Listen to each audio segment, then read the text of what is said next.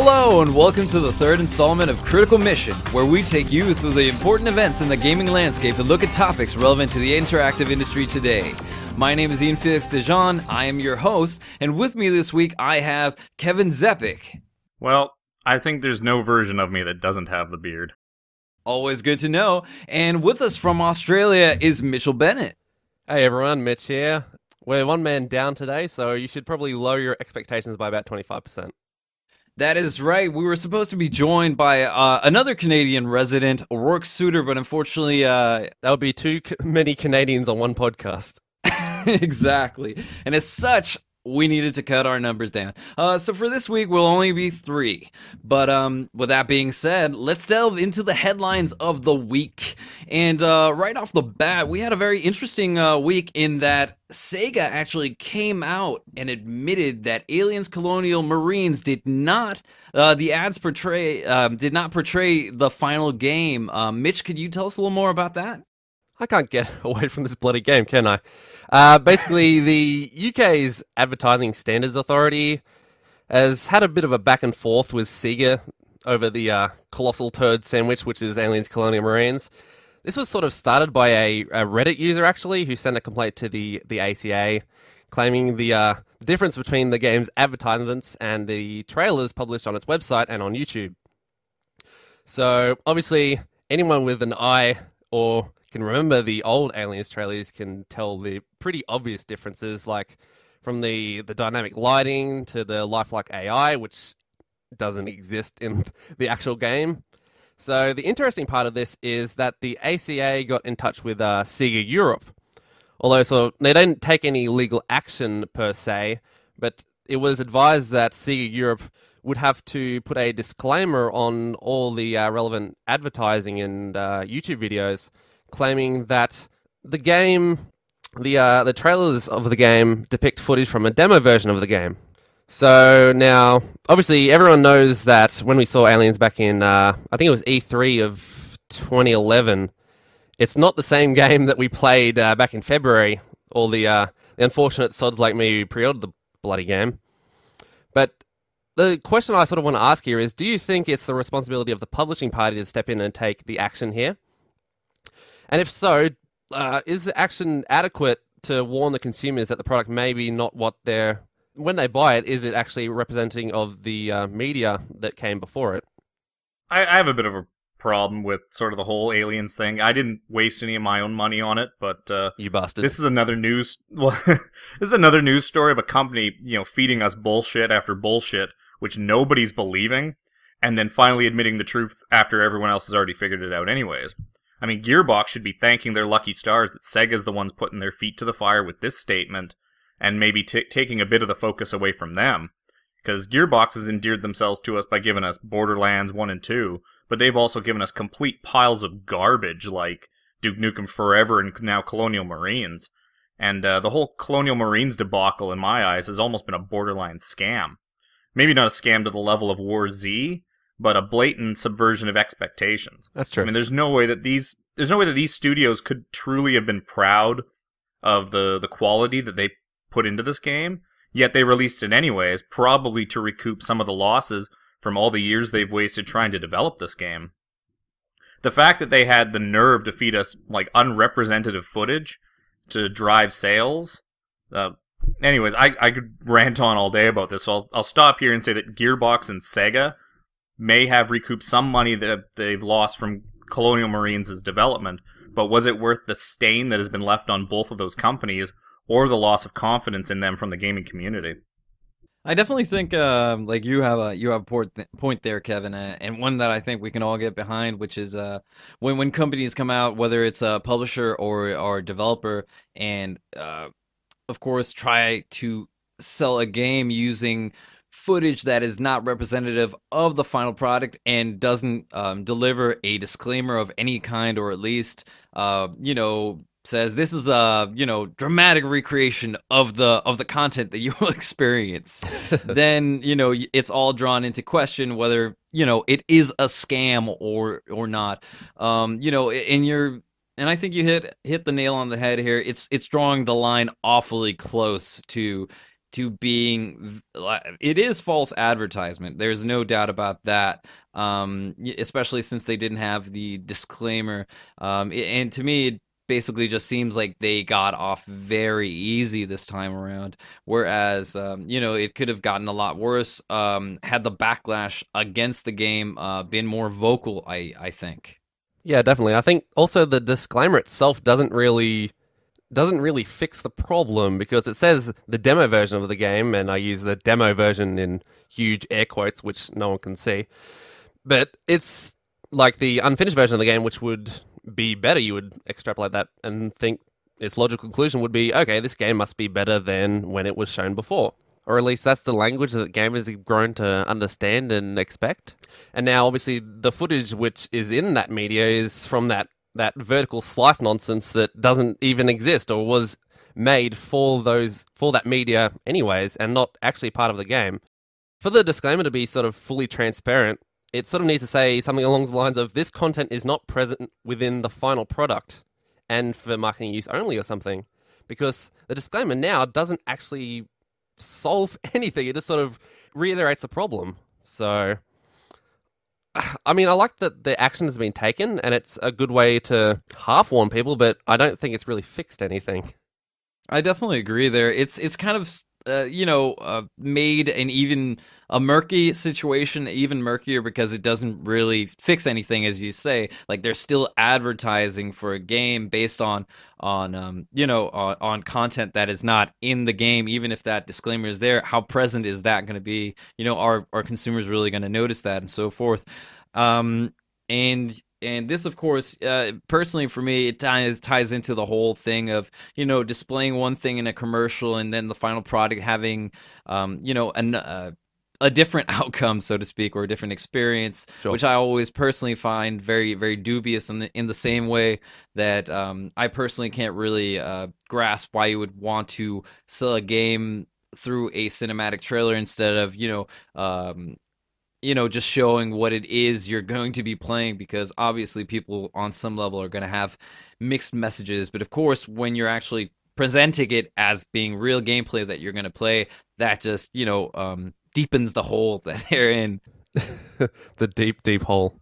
Yeah, and on top of that, what really bothers me about this is not the fact that this happened, but the fact that it also says something about the relationship Sega and Gearbox has had, because the story leading up to this was, of course, that the demo footage showed at E3 2011 was from the Wii U demo. Yes. Which was subsequently canceled this year. The game, I mean. If only the game was cancelled, then we'd all be free of this torment. Yeah, but I think we've maybe spent enough time on Colonial Marines for now and for quite a while. But something else really interesting happened this week, and maybe Kevin could tell us a little more about that. Blizzard Entertainment announced recently that they've purchased the IGNProLeague technology and assets from the company. In addition, Blizzard has hired several members of the IPL staff to create a new team based in San Francisco, California. This team's primary goal is going to be creating what they call high-quality web and mobile content to support various Blizzard games. And meanwhile, some of the IPL staff are now working on Blizzard's esports team. And I think this is a pretty good fit for Blizzard with the growing esports community. Before League of Legends became the phenomenon that it is today, StarCraft used to be the absolute king of esports and cash tournaments, especially in the Asian markets.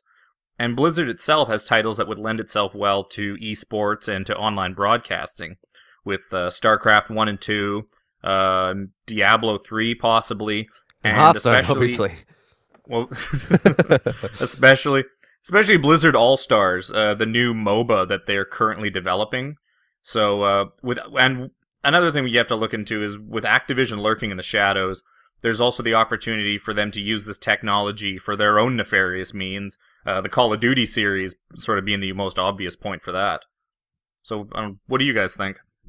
Well, I think it just goes to show that Blizzard is really intent on building or at least furthering their portfolio, especially focusing on esports as such. And this is actually comes as good news when hearing about Ziff Davis, the parent company of IGN, choosing to ditch the IGN Pro League. So I'm pretty happy overall that it ended up in hands that at least care about the esports scene and about furthering that and as Blizzard likes to do with their games, popularizing it. What really springs to mind as you kind of mention about Activision being closely tied with Blizzard since they're basically two merged companies at this point is just the fact that we've heard for so many years that Call of Duty and all of its different iterations from Call of Duty Modern Warfare, the original, and so on, has always tried to stay relevant and stay very popular within the esports community, but it's never really risen to that level. And looking at that, as well as the newly announced Hearthstone, that is always a kind of tricky pronunciation. But looking at that, it looks like they're really trying to focus on competitive gaming on various levels, and them acquiring IGN Pro League would only benefit that and further that development. And I really believe, considering a former IGN employee, David Ting, who worked on IGN Pro League, his what was it? I think it was his DICE keynote where he talked about how esports was relevant, it was important, and how it could become a thing people a mainstream sports, so to speak. And I really believe that Blizzard, as well as Activision, with all of its different assets and intellectual properties, are going to be looking into that heavily. So it looks like it's full steam on for Activision and Blizzard at this point. Sure. I mean, first off, I think it's great that the people who were working on IPL also have jobs now. So I just want to put that out there. I don't really have a sort of personal investment in esports myself because I'm not really a competitive person sort of by nature. But I'm very glad that Blizzard has sort of swept in here and come and save some of this, because I know a lot of people who were really into IPL, and I think a lot of people were very disappointed when IGN took over when they took on their new management and it was dropped.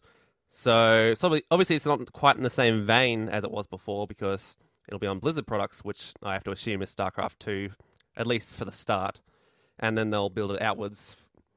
But yeah, I think it's good that they've picked this up, and obviously they're going to use that to build their portfolio going forwards. I think it's interesting that you bring up Call of Duty, because that's actually not something I thought of previously. And Call of Duty Black Ops 2, it has been trying to do some sort of esports style stuff with their live streaming and their ranking systems, that sort of stuff. They have a big league where you go in, you have a season, and then you can go up ranks and that sort of stuff. So it's interesting seeing Activision coming into its own in that sort of space where Blizzard's been in for quite a while. So I think it's good that the technology's been picked up and it's not going to waste, and we'll just sit back and see what happens in the future. Yeah, actually, I believe that there was Call of Duty, like Black Ops 2 has been the most esports that they've pushed the series so far, with all the details that they've put into the last game. But I also believe, I remember reading there was a cash tournament either that has happened or is upcoming. COD XP? It might have been that, but I remember seeing a large online tournament for Call of Duty, for money. So they are sort of taking those steps to sort of legitimizing it as an esports game. Yeah, definitely. And they have the money to do it, so why not? They're definitely not a company who lacks money, company or publisher. But with that being said, going over to another developer and another publisher, this week we had The Last of Us developer Naughty Dog coming out with a bit of an interesting statement, considering the talk about women in gaming, how women are both portrayed in video games, as well as how female employees are treated in the video game industry at large. Creative director at Naughty Dog, Neil Druckmann, came out and basically talked about how a strange part of the focus testing for their new title, The Last of Us, um, showed that there wasn't like female opinion wasn't being polled. So basically, their focus tests had no female. There was no females in the focus testing. It was purely male. And this, of course, came as a big surprise to them. And it should, of course, be stated that it was an outside firm who was doing this focus testing on their behalf, and I can only assume this was in collaboration with Sony, of course. And Neil Druckmann basically came out and made sure that they also had a female focus group. So basically, a larger diversity in their focus group because it was primarily male before, which they did not realize. And he came out and said that he hopes personally that this is a relic of the past that will soon go away. And of course, this is very interesting and very topical and relevant, considering that we've been hearing more and more stories about how it's harder for video game developers to both enforce the notion that it's okay to have a female character on the box art that is the main protagonist and isn't necessarily overly sexualized, as well as making sure that there is a diverse array of opinions that are being heard. Now, I'm really interested in hearing about you guys and what you think here, because to me, it kind of seems like there was nothing malicious behind the thought process and the focus group testing that was occurring here, but it did seem like a kind of oversight that seems to have become a very grim tendency for the video game industry as of late, and if not as of late, for a long period of time.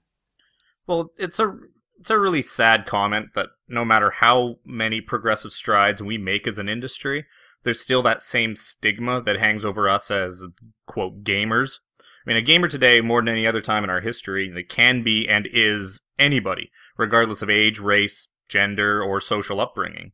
But non-gamers still hold us to the stereotype of being overweight, neck-bearded losers that sit in their parents' basement all day, never leaving the house. And this pisses me off, because I grew up in an apartment, and we didn't have a fucking basement. But seriously, the thought that a woman would want to play, let alone purchase a game for themselves, is a completely foreign concept to these people.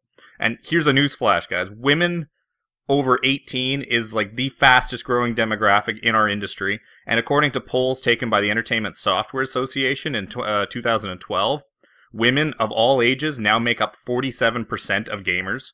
47%. So, like, the average gamer is still technically a male in his 30s, but it's not by a lot anymore. And speaking as a male who's been a gamer for 25 years, like, I openly welcome games that want to take chances on strong female protagonists. I mean, I've been playing as hulking macho space marines all my life, and it's getting kind of stale. So, big kudos to Naughty Dog for clearly making Ellie the focus of their game, and to the teams behind, like the new Tomb Raider and Capcom's upcoming game Remember Me, for taking strides to bring stronger female role models into the limelight. Yeah, definitely. I really do hate this topic, but not from some kind of weird woman hater way, but it just makes my head hurt that this 2013 and this is still an issue. How have we not figured out how to do this properly? The ridiculous fallacy that only men play video games it's just got to stop. Yes, gaming has historically had a very large male base, but in 2013 this is no longer the case. We have studies to back this up. Heck, even common sense know this, because every female I know in my life that I hold important to me, they're gamers in some way. Obviously, it may just be on an iPhone or it may be on an Xbox, and that brings up the issue of what the label gamer is, but we won't discuss that at the moment. But it's my opinion that the kind of people who sort of accept that males only play video games are also ones that hold other false truths, like the ones that Kevin went into. And yes, gaming is still a very large male-targeted audience, and that's something I'd also like to change with games like The Last of Us and Remember Me, and also Bioshock Infinite to a point with Elizabeth, but I know we'll get to that in a second. But sort of, in the end, a gamer is a gamer no matter what the age, gender, race, and all these kind of things. And the fact that they wouldn't want to, I don't think it's like Ian said. I don't think it's a malicious thing that they went out and they purposely went and found a male focus group. But it's sort of telling that the women weren't involved there. I mean, I'm very happy with more high-profile women coming out in the industry, like Robin Hannicle from that game company, Kim Swift, Kiki Wolfkill, all these sort of people.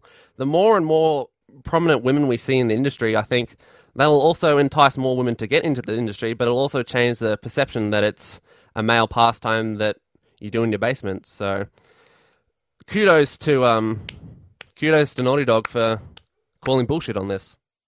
I think we can all agree there, and hopefully it is something that with the added focus will quicken in its demise, because as we all here on the Critical Mission podcast are in agreement on, gaming is something for everyone, not just for, male teens or in their late 30s in their basements, because as Kevin pointed out, that is not always the case, and it is rarely the case. We need to be inclusive rather than exclusive. Exactly. It's not a hard concept to get your head around. Exactly. And with that being said, that wraps up the headlines of the week. And with that being said, we'll be right back. Stay with us through the break.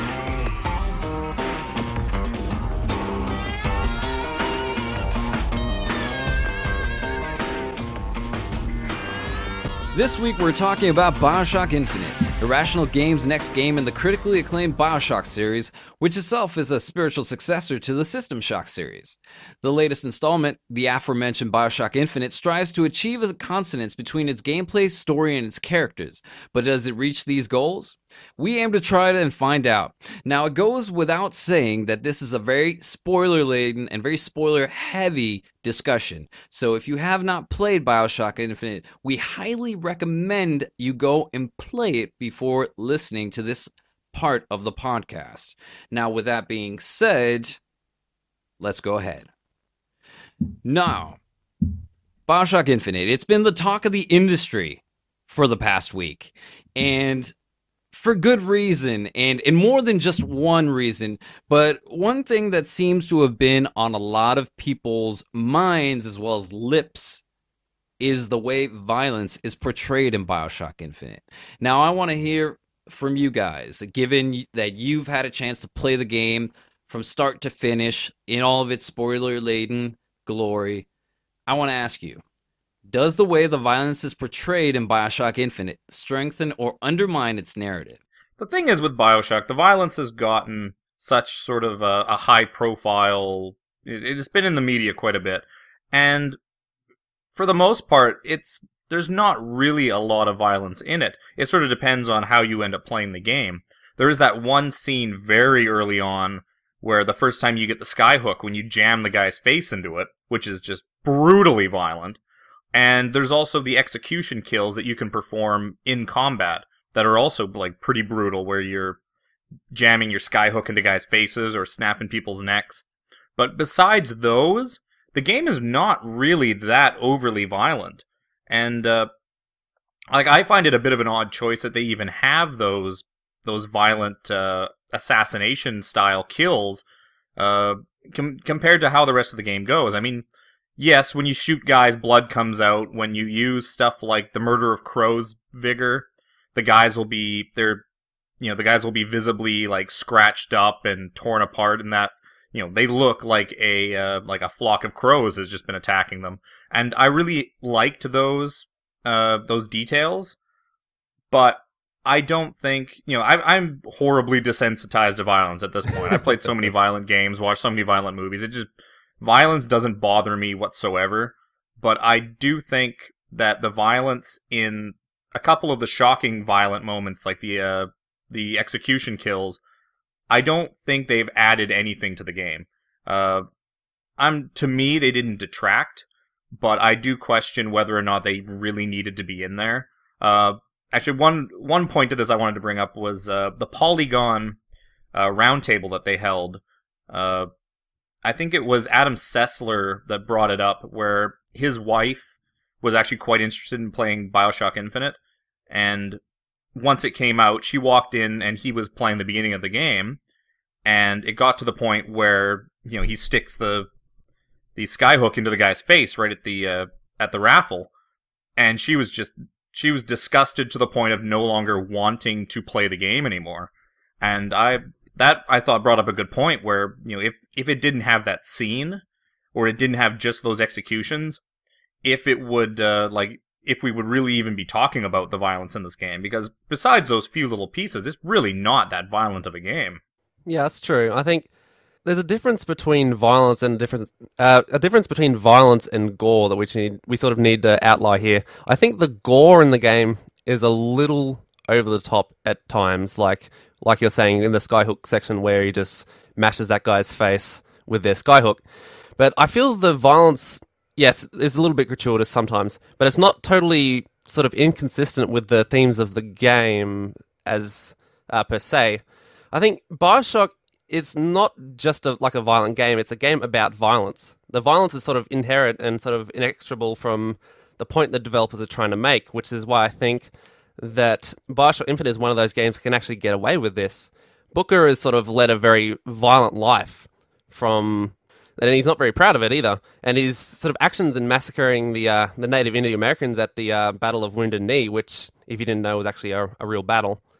And it was was known for not having good motives for getting into that battle, and there was a lot of slaughtering, and a lot of women and children were slaughtered in that battle.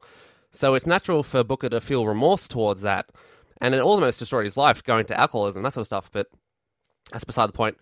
And if I could sort of sum up my thoughts here real quick and sort of answer Ian's question, I think the level of violence in Bioshock Infinite is absolutely does not undermine the narrative. A lot of people tend to forget that the violence is actually a really important part of your narrative, as long as properly consistent. I've given this example before, but an E-rated Walking Dead just wouldn't work. It wouldn't have the necessary tension or the emotional weight that series would be known for. That being said, I did, however, have a problem with the level of sort of overt gore in the game.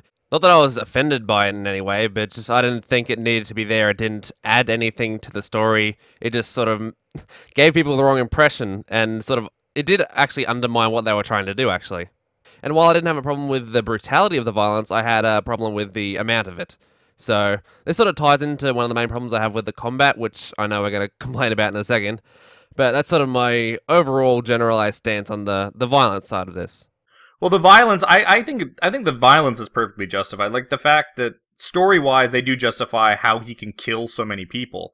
But I think the gratuitous gore, I think you brought up a good point to split the two apart. The gore is something that, you can try and shoehorn it in and justify it based on Booker's past and his character.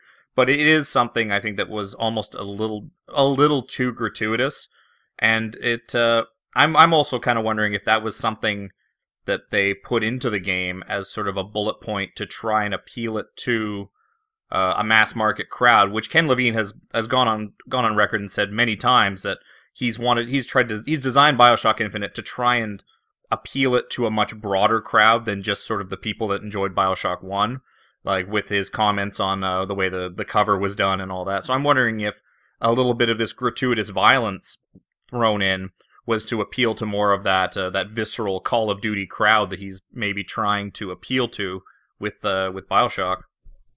Yeah. Yeah, I to just chime in here and give kind of my own 2 cents for a second. I fall into the same group. I think you guys would, but where I would sharply differ is not in the way that it's partly in the way that the violence is handled, because I think it's very important to point out, as both you and Mitch have done, that as Adam Sessler even points out, that it's a moment that kind of separates the sheep from the flock, right? When you have that moment during the first, I guess it's the first 30 minutes of the game, where basically you end up at that fair, and you see the skyhook being jammed into that guy's face. There's a very important distinction to make there between what you do as a player and what happens in the cutscene. Now, what's kind of inferred there is Booker can do that. Booker is violent, right? Now, I actually feel personally that the way that the violence is portrayed should on paper strengthen its narrative, but due to the way that it's designed, and that's something we're going to get into a little bit later, it actually undermines its narrative because no longer does it carry that weight of having that miniature cutscene play out. It has a certain weight because of what's led up to it. But when you end up executing guys left and right and um, being fed these heavy bullet spongy enemies, then the violence sort of loses its point because it's just something you do. It's just, why are you shooting these people? Well, they're shooting me. Well, okay. The whole And self-defense argument, yeah.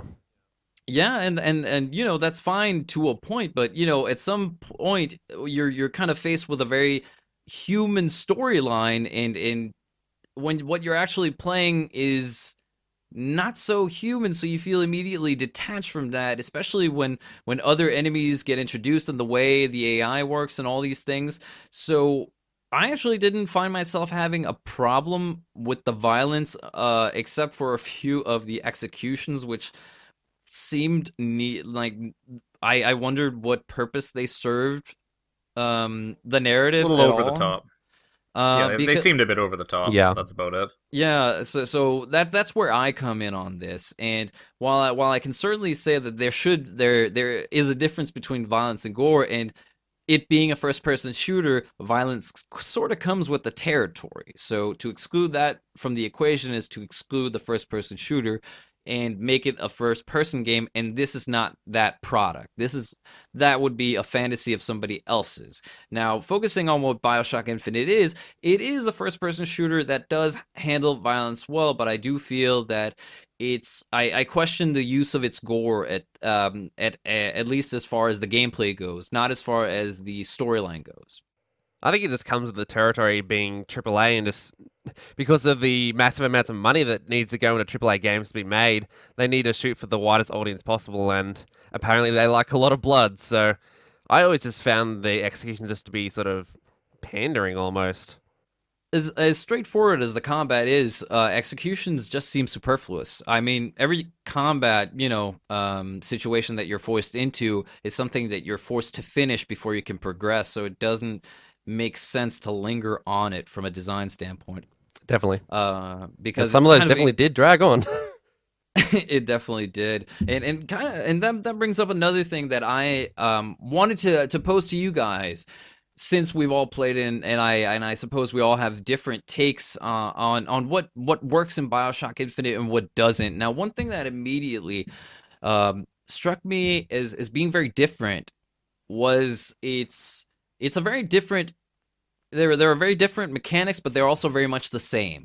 You have your guns, you have your um I almost called them plasmids. You have your vigors. So basically you have this 1-2 punch of a system. But one thing that kind of struck me was very interesting, and a lot of people have commented on this, is the weapon system has changed a little bit, and how that affects the dynamic that works in these wide open spaces as opposed to these very enclosed spaces. Now, to put it into a bit of a better phrasing, let me just put it to you like this. Mechanically, BioShock Infinite inches closer towards kind of the average or more run-of-the-mill first-person shooter than the previous BioShock games, which had a bunch of what we commonly refer to in this industry as RPG elements. Now, with it having streamlined its mechanics from previous games, I'm wondering, how did it fundamentally change the impact of the experience of BioShock Infinite, or what was your experience of that system? Did it serve to kind of underline its narrative in the same way that BioShock did, or did it do something else? Because those are the kind of questions that I've been asking myself leading up to this discussion. Yeah, sure. Because sort of to start on the mechanics side, I think the combat in Bioshock Infinite is actually less flexible than the first Bioshock game was. Obviously, I think a lot of the sticking points for people who are criticizing the game is the combat, and I would also hold that true for myself. outside of the combat sections drag on, and that's a pacing issue, which we can talk about later. But what I sort of wanted to talk about was the sort of illusion of choice that the combat has in it. Now, obviously, the aha moment for this is the two weapon system, because it's meant to be for strategic, where it more or less just limits you so that the design can be a lot easier, essentially. But so the reason behind the two weapon system, apart from just being lazy and just catering to like console gamers, because it's much easier to, you can't have a line of 8 weapons and just hit them with a number, is it's trying to get you to strategize on what enemies you'll face and sort of plan accordingly and bring weapons in, that sort of stuff. And while that's true, in this game you don't know what bloody enemies are coming up next, essentially. So it's sort of a bit of a false dichotomy, not to mention sort of half the guns feel the same. The vigors are also a bit of an illusion of choice because a lot of them have the same purpose, because the shock jockey is a stun, essentially. Murder of Crows is a stun. Devil's Kiss is to do damage.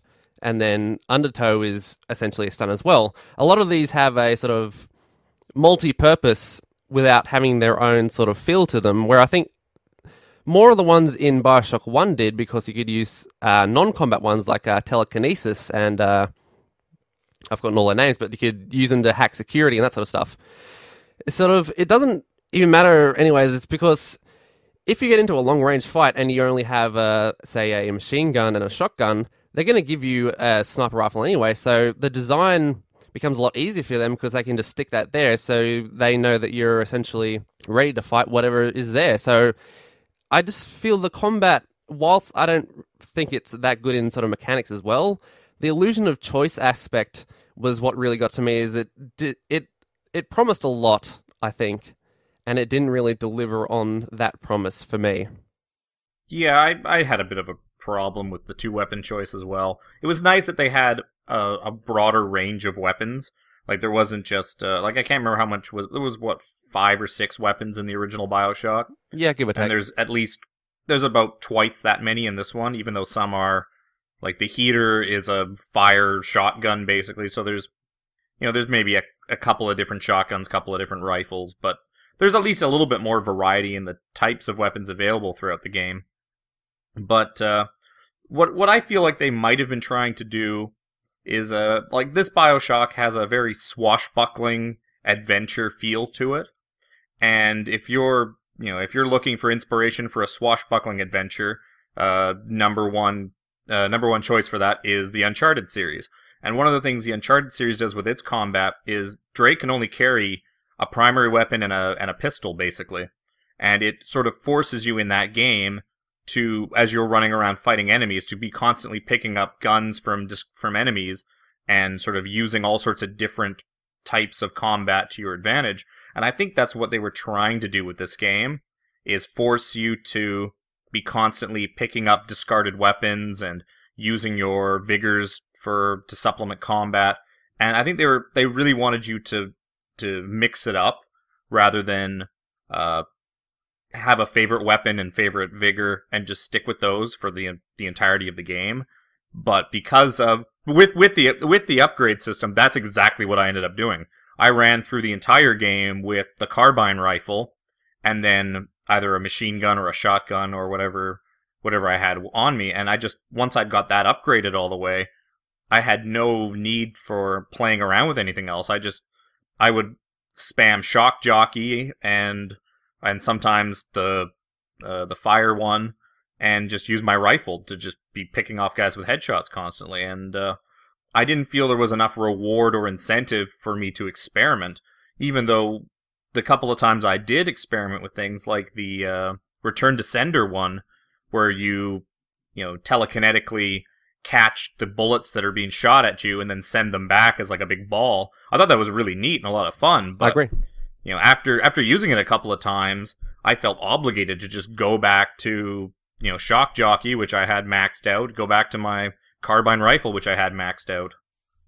One thing I thought, which was very telling about what they wanted to do mechanically, with Bioshock Infinite was right after the first scene at the fair where um, the guy gets his head jammed into a skyhook. That's our favorite part, Um, isn't it?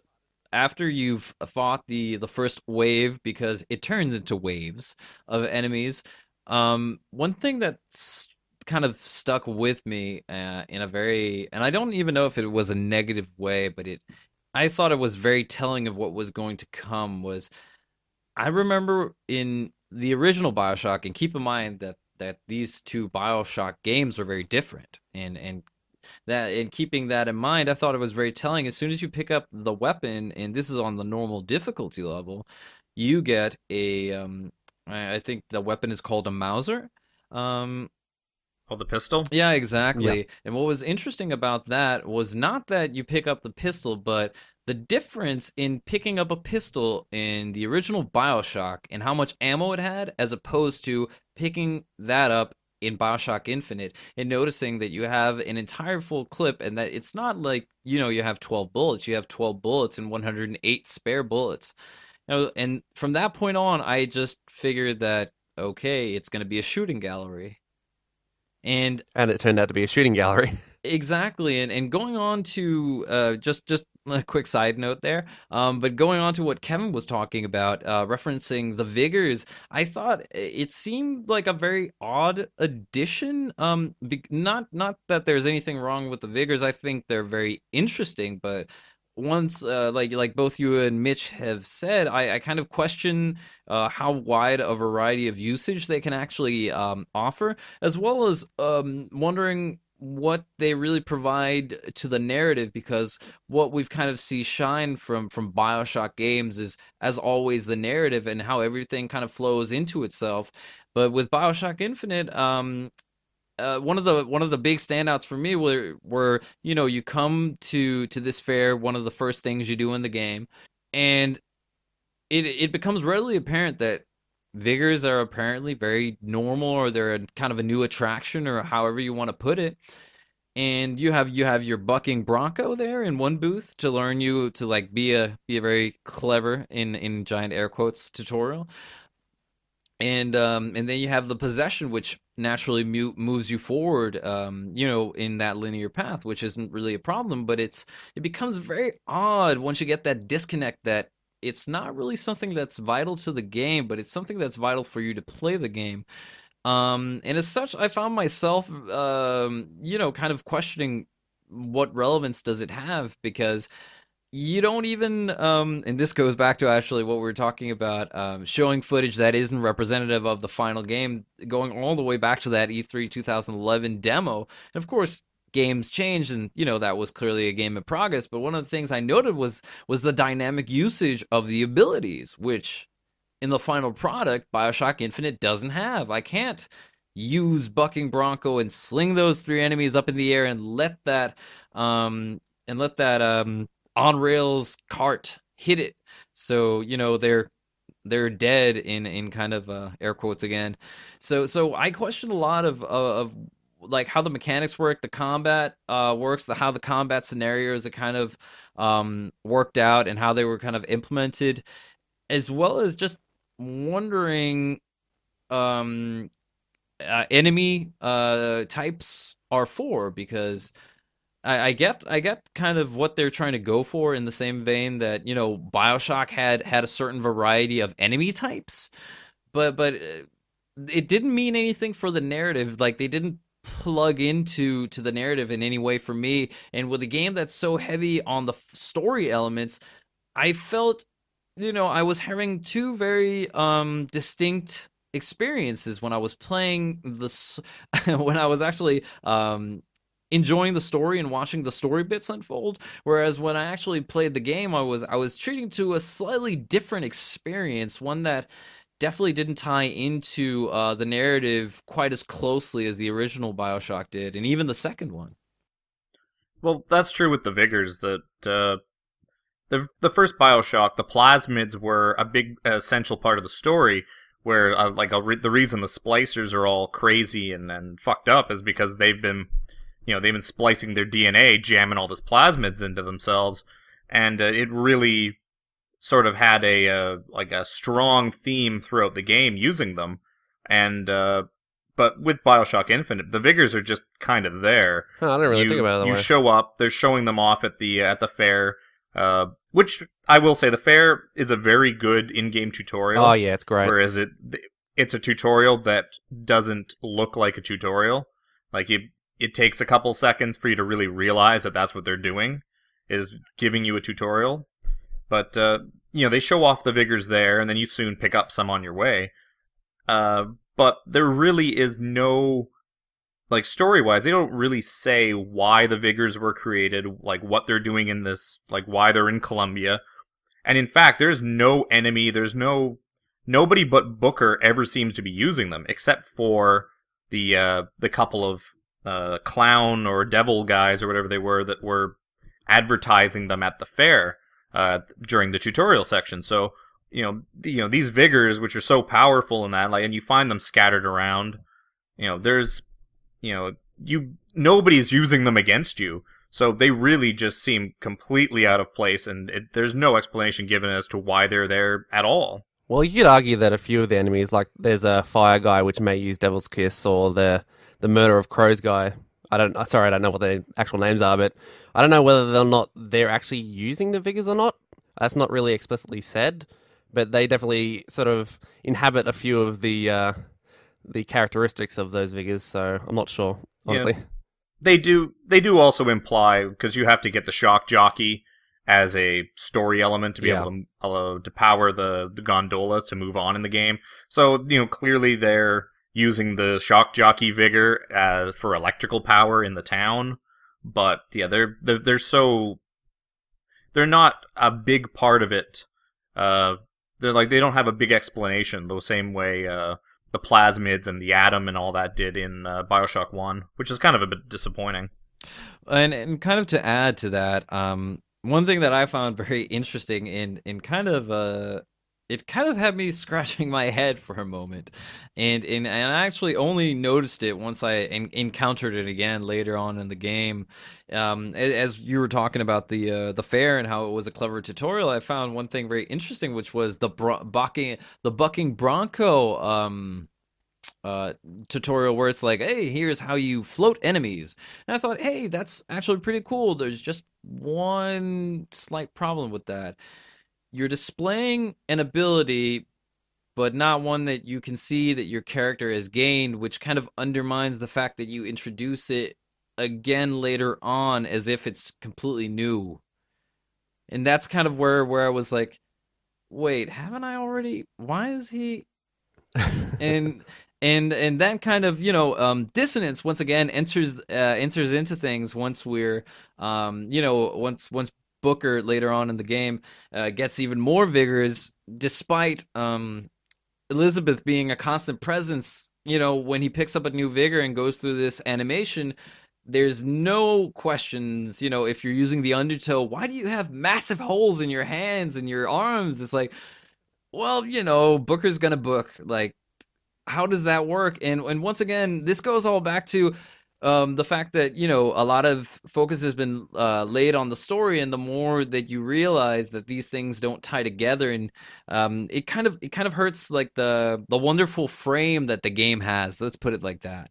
And going on with that, another thing that kind of not really bothered me, but that I couldn't see the reasoning in, was the upgrade system. And kind of building on what you were saying, Kevin, when you have a game that wants to be an action adventure, right? You got to keep things moving, but kind of tying into the whole exploration of Colombia. Partly, you have these sideways, and as you kind of traverse the game, it kind of seemed weird to me, or at least kind of at odds with itself, when I'm told, that these people are after you, and you're a threat to them, and you need to find Elizabeth. Well, that's fine, but if I feel like I can just go about it in a leisurely stroll, that's not gonna reinforce the notion that I'm not welcome here. Sure, people may not be around, but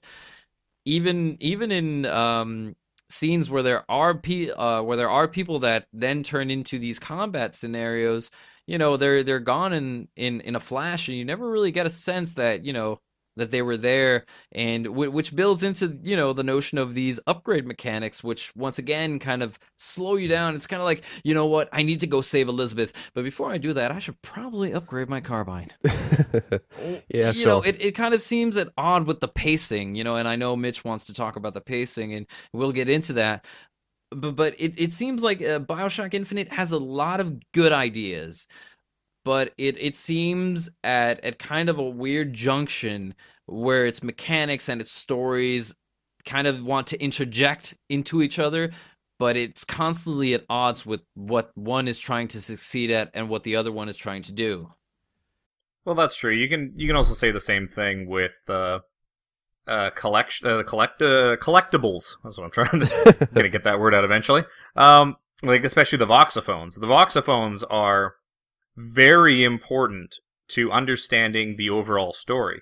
I would say like a good chunk, 25-30% of the plot is really only understood through listening to a good chunk of the voxophones.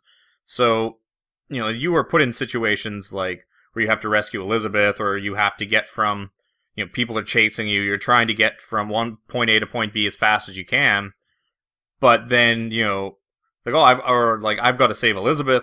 Oh wait, there's a voxophone over here. I could open this door, and or he's like looking through trash cans for spare change.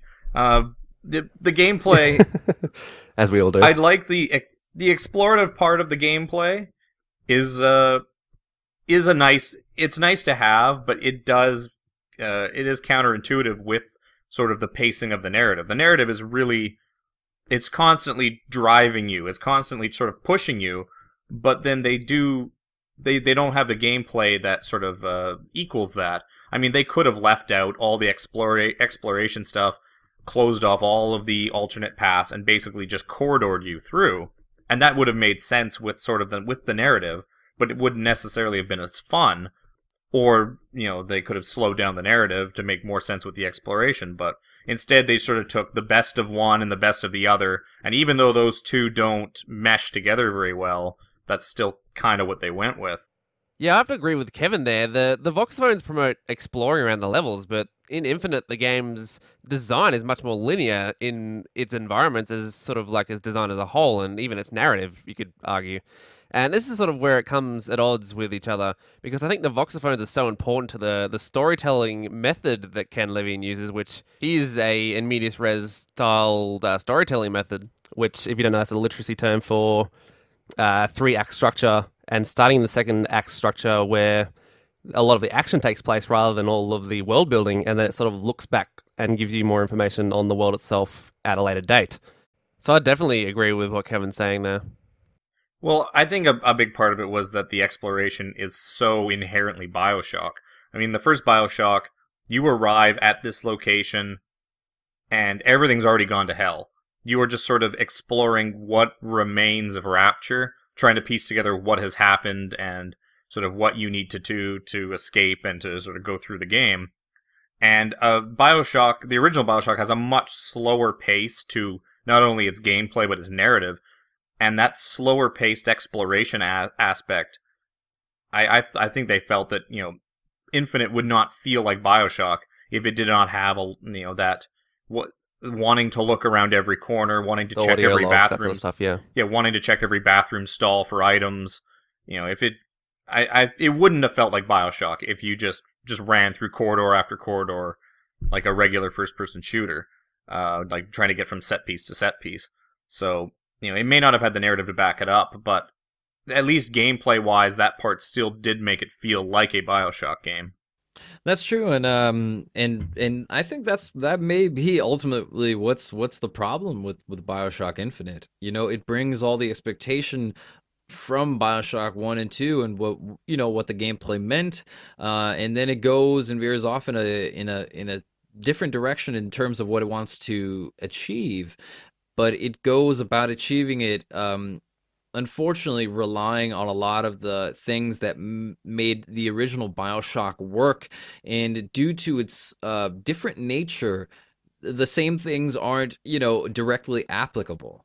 and you see that a lot. One of the things I want to mention, I know we haven't talked about AI a lot, but when after and I know I'm constantly going back to the scene where the man is where the man's skull undergoes skyhook surgery. It becomes readily apparent as soon as the combat starts that this is the splicers with clubs that are coming to get you. And my other problem with the combat is, while it does seem to have evolved from like an AI point of view, and the enemies do seem a bit smarter, it also seems to um lack the strategic finesse that comes with a larger environment, because the larger the environment you have, the more you're exposed. And I do know that Mitch wants to touch on the topic of the shield, but I'm going to do it real quick here Go for it. and say that it seems a bit superfluous as far as what it wants to do. But it invokes the shield mechanic from games such as Halo, and probably a slew of other titles as well, in lieu of a regenerating health mechanic, which completely undermines the combat, because if you focus on upgrading the shield, then it will constantly just crash, and then it'll crash and go up, because if you're playing on normal, it's kind of hard, to enter a lose state if you're kind of playing defensively. But the kind of problem with that being, at least from my experience, is that the game wants you to experiment with what it has. And in an open environment, everyone's gunning for you, and when you're having four people shooting at you from four different directions in a completely open environment, strategy it does not really enter the equation as much as, hey, jump on the skyhook and then kill one after one, and being, the swashbuckling hero, which is great in theory, but works less great when you end up with a feeling of frustration um, due to these mechanics not really working in tandem with the combat scenarios that are planned out and the enemies that it has lined out for you. Once again, I want to reference the bullet sponge heavy enemies, and how big of a disappointment I personally felt that the handymen were, Yeah. while they seem a fierce foe in the short cutscene that you when one jumps on you at a certain point in the game. They don't really invoke that same sense of heavy, that same sense of tragedy that you felt once you learned what the fate of these big daddies were in the original Bioshock. There's no real empathy for them, or there's no real sense that they're really a character within the game, other than in the very beginning of the game. It very quickly becomes a game of, and to be completely fair, I made it a point to go into the options and turn off everything that would help me, everything that would tell me how to how much health does this enemy have left, how many those little damage pointers that they damage numbers that they stole from, well, not stole, but used from Borderlands, right? It just seemed to me like that all those things were immersion breaking, and so I took them off. And once I got into the game, I was like, this is going to be a great experience. Now let's have a go with the combat. The more enemies that weren't just human seemed to prevent me from enjoying the combat, because the footing is so uneven, and the pace becomes almost begrudgingly slow, because the game tells you, or at least I don't know if the game tells you, but I was so informed that shooting a handyman's heart would be the way to end his existence, and as such, I tried to aim for the heart. Little did I know that it would take at least, you know, A bazillion probably like shots. 6 magazines of something, and then a buttload of vigor juice. And as such, I ended up in a place where combat became more and more of a chore for me personally, and I had and I had a harder time relating to these encounters, because more and more it felt like a chore. Whereas when I was playing the original Bioshock, I constantly felt that I was kind of a I was kind of a rat in a clean house. Everybody wanted me out, and as such, when enemies came at me in numbers, there seemed to be a certain justification for it. There seemed to be a certain internal logic that I could work out that made this justified. And while that same internal logic is at work in Bioshock Infinite, I feel the combat plays out in a much more counterintuitive way than in the original. All very true. Yes, definitely. If I could just sort of off the cuff give it a tiny bit of praise, because we've been non-stop bashing it so far, I think the rails give it a sort of nice bit of dynamicism, if that's a real word. So yeah, that's something. Yeah, well, I actually had a similar experience with the. It wasn't the handyman for me. You encounter handymen so infrequently in the game that I didn't really have an opinion on them here nor there. But it was the Patriots for me, especially early on in the game. Like the first couple of times you encounter the Patriots, the large mechanized like the other George Washington like Patriot robots. Like the game, especially the first one you fight, it tells you in big huge letters like aim for the gears on his back to do like massive damage and to take him down quicker. And I played a lot with the carbine, and I was sort of a medium range engagement. Like that's how I played a lot of the game. And for the life of me, I was just getting killed like time and time again, especially during that first Patriot fight, trying to get behind him, because it made me think that, okay, the only way I can kill this guy is to go shoot all the gears on his back. And later on, I quickly found that if I just pop him in the head a few times, his health is like down to nothing, like almost instantly. And that's what I just did the rest of the game. So even the handyman heart thing, it was kind of difficult to get into an opportunity to hit his heart. And so I would found myself just spamming headshots, and that seemed to work just as well. So, and if I can throw another enemy into this as well, the lady Comstock battles, the second one where she can revive the dead bodies, that turned really bullet spongy as well, because if you didn't incinerate the bodies, she just kept reviving them, and it's just the game. Obviously, the game is being designed to appeal to a very wide audience. The bad word accessibility comes up again. And obviously this kind of game is the only kind of game that gets this level of funding that Bioshock Infinite needed to be a AAA game and do all the cool narrative stuff it did, which we haven't got to, and I'm sure we'll get to in a second.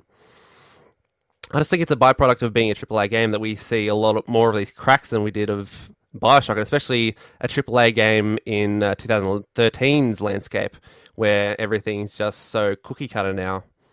So I think the bullet spongy enemies is probably more of a design thing, but the overall combat and the lack of sort of variety of the combat and the sort of pace of the combat of just, I think the game was also very, very badly padded, because my favorite part of the game was sort of the first 3 hours and the last 3 hours, and then sort of all in the middle you had that section between sort of Slate and Fink's section, where it just devolved into a lot of rooms of a lot of guys, and then more guys come in, then you get to the next little part of the story. And I always found it that I was dreading the combat, just wanting to get to the next interesting part of the story, which obviously is natural to want to progress the story along, but it's not a good thing when the combat is obstructing my enjoyment of the narrative, obviously, because the combat is a large part of the game.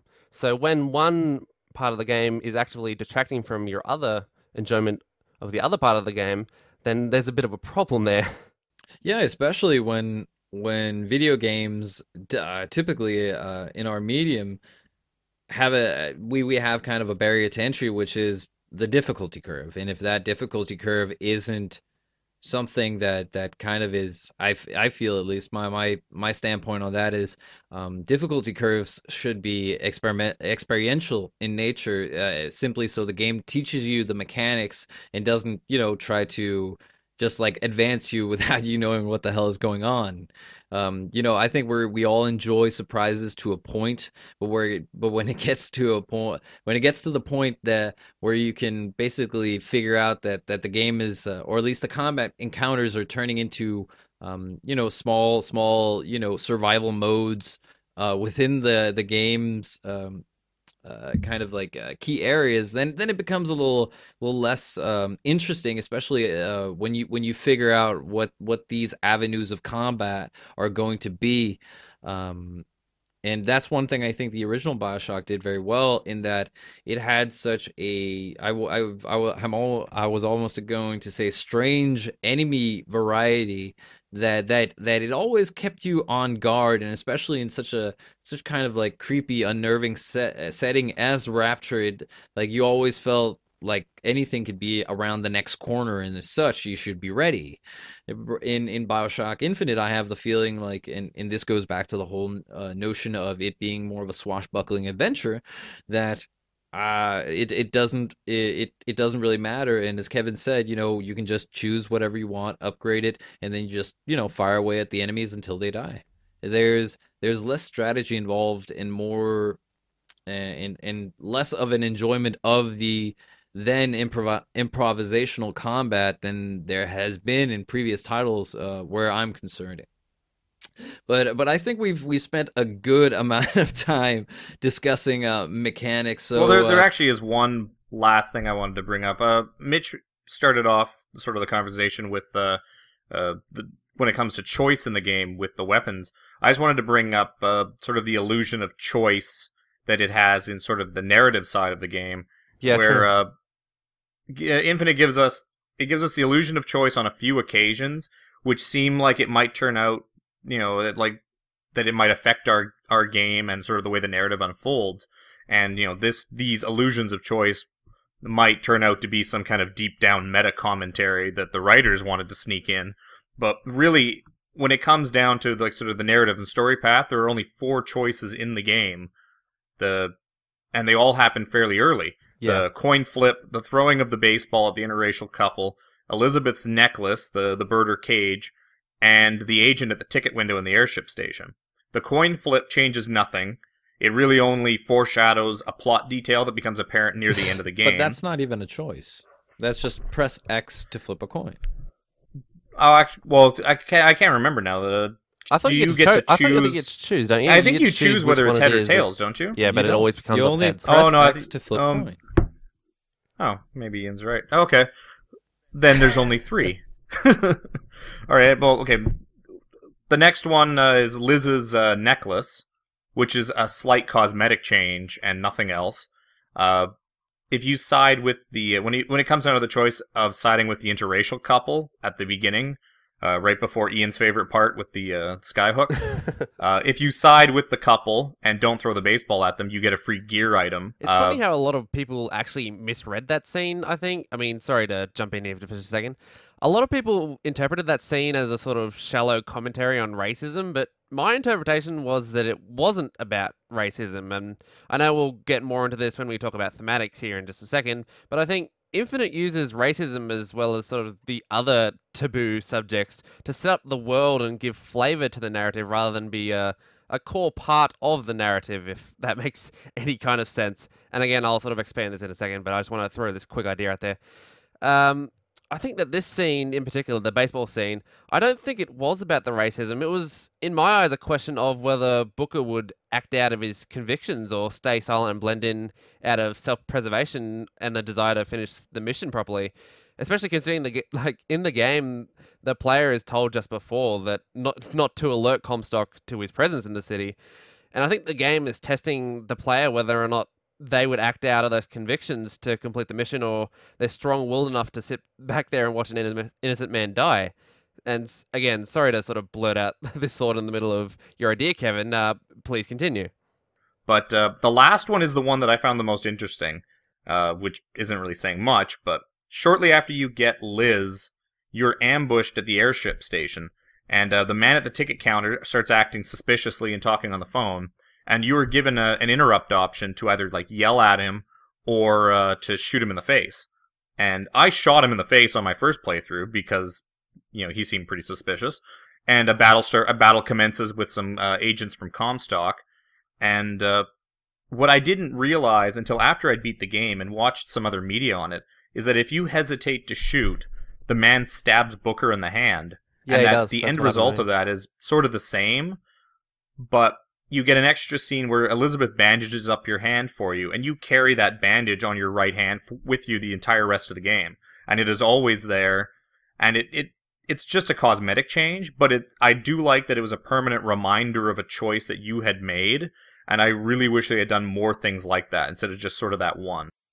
But just before we move on, just for my own little comment's sake, and possibly also if Mitch wants to chime in, I felt that the last choice, just to speak on that, that was ultimately if you ended up with the choice of yelling at the ticket at the man in the ticket booth, then it does, and he stabs you in the hand, and Elizabeth then bandages up your hand. It really stops mattering, right? It's never it's I would personally say it's a poorly implemented design decision in the light of if you choose to inflict permanent harm on anyone, especially in like a story scene, that doesn't like carry over, have any effect, then that largely also brings up the question, it like, does anything that you do have any effect, and especially just once again, kind of tying into how I felt a certain disconnect between the actual gameplay, as also encompassing the choices that you make, and then the story that came after, because at no point afterwards is it mentioned or referenced or even hinted at it. Yeah, it seems like a bit of a false choice there where they didn't really carry it on, and it's a shame that yeah, like you said, they didn't actually implement some more meaningful, and not necessarily a choice because it makes sense within the narrative that the choice wouldn't really be there, but the actual choice of certain things. So Yeah, but I agree. my only problem with it there is it doesn't even play into the narrative, and I didn't need for my choice. Like, it was my choice to yell at the man, but for something that happened in within the storyline to happen and then not be carried over, that seems like that is not building into a narrative. It's just building into the fact that it doesn't connect to the narrative. I think it may be because we know that Ken Levine's come out and said that there's been a lot of content cut from the game. Like, he could fill 5 or 6 games of content that he's cut. I'm maybe thinking that maybe this game's just been a little bit too patchy, and it might be catching points from here, little bits from here and here. Maybe it's a bit segmented. It doesn't feel as complete as the original Bioshock did. So I'm thinking maybe something like that may factor into it. Cohesive, I meant, not complete, sorry. I feel that games with long development cycles, they often tend to feel less cohesive than, say, if a 2-year development cycle, because they have one vision that they have to deliver on for that time period, and they can't chop and change and cut content like Bioshock Infinite could. So even if you look back at E3 2011 with that gameplay video, barely any of that content is actually in the game. So I just feel like the long development cycle hasn't helped the game's cohesive nature. If I've said that word a couple times now, but that's sort of my feeling. Right, but it's just interesting because you see Liz changed a lot over the course of the game, and have it has a effect within the story, within the narrative, but Booker doesn't matter, despite the story eventually being actually about Booker. But we'll get into that a little bit later. But enough about mechanics for now. Let's actually talk a bit about Elizabeth, since we mentioned her, and it's interesting. We don't often get what in kind of video game terms is often referred to as a companion character. And I was wondering, given how Elizabeth, the game's other main character, is an almost constant companion throughout the game, and Ken, who we like to mention here, referred to her in kind of all this pre-release hype, referred to her as the game's emotional core. I was just wondering, amongst you guys, were you able to connect on an emotional level, or even a human level, with Elizabeth as a character? I really liked Elizabeth as a character. I thought she wasn't sort of like overly sexualized like a lot of female characters, obviously. And obviously, you later learn that's for a pretty good reason because, Elizabeth's technically Booker's daughter. So that would be kind of weird. I didn't care for Elizabeth on the level of someone like a Clementine from The Walking Dead. Obviously, I had genuine empathy and care for the character, and I think they did a good job with Elizabeth. But I think a few of the mechanics, not to get back onto that train again, around her were kind of unnecessary and sort of contrived to manipulate you into a level of caring that maybe the narrative thought that it might not be able to do. Obviously, when she's, here's a coin flick, or, here's some health, and stuff like that. But I was warming up to her quite well before then. I think she has a level of naivety that's sort of endearing, and obviously Clementine had that as well, but that was because she was a child and she hadn't had much life experience, where Elizabeth, she doesn't have much life experience, but that's because she's been trapped in a tower all of her life. I think the voice acting for Elizabeth was probably one of the best aspects. I think Courtney Draper did a really, really good job with her. The one maybe problem I had with that was her tone sometimes wasn't quite consistent. If I could Lock sort of picking? bring up a little, sorry, Lock picking. lockpicking. Yeah, I had something happen to me in the game, and I don't really want to hold it against the game. But after the first Lady Comstock battle, she has a nice monologue of this touching thing of how her mother and that sort of stuff. And as soon as the cutscene finished, I have a coin for you, flick. And it just took me straight out. Straight out. Yeah, I had a similar one, because there's that shortly after you and Elizabeth escape, there's that one section where she's really pissed off at Booker and sort of wants nothing to do with him. And if you look at her, she's got this really stern, angry look on her face. And, she keeps talking about how, like, I'm only, like, don't talk to me, I'm only with you because we have similar goals, so I can get out of here. Yeah. Oh, here's a coin I found for you. Or here, let me get that give me a lockpick challenge for with you. this lock. It's too easy. Yeah. Yeah. And I think that wouldn't have been something that would have been too hard to implement either. It's just recording at different tones to fit in within the narrative, but it's not something they went with. I think overall her character's, obviously she's much, I was much more attached to her than I was to Booker, but that's sort of, on Booker's shaky parts, it's sort of hard not to go towards Elizabeth. But I think her character was really quite good, personally. I really quite liked it. Yeah, I find myself enjoying Elizabeth as a character, but as you both pointed out, there was a lot of breaking of both character and tone in that, one minute she's mad at you, and in the other she's all like, hey, a coin, or hey, Elizabeth, can you pick this lock? Well, I was pissed at you before, but here you go, I love a challenge. That does not make sense to me, and I think a lot of people may have glanced over that. One thing I should point out is that my experience of the game, I played the game twice, and I've gone to replay certain sections for a third time. But on my first playthrough, I had all this information in my head that this was a very thoughtful game, and in the way that the game is that the game was made and designed, Liz would play a great part and be very interesting and be to a certain degree, not necessarily directly interactive in that sense, but she would play a great part, and even if you were to dally for a moment, she would, do something interesting that you would be able to observe. She'd be And as more such, reactive than she is. exactly. And as such, I tended to play the game a little slower, and lo and behold, that does the game no favor, because the more that you can kind of walk slowly around, it becomes obvious that while Elizabeth may do these slight things, they are very rarely constant, in the sense that there isn't really anything underlying that. And if you go to a certain point, if I go to my right, then decide, I didn't want to go to my right, I go to my left and then go right again, then the only root cause that will have is you don't really have a independent character in itself. You don't, like, Elizabeth doesn't really have a mind of her own.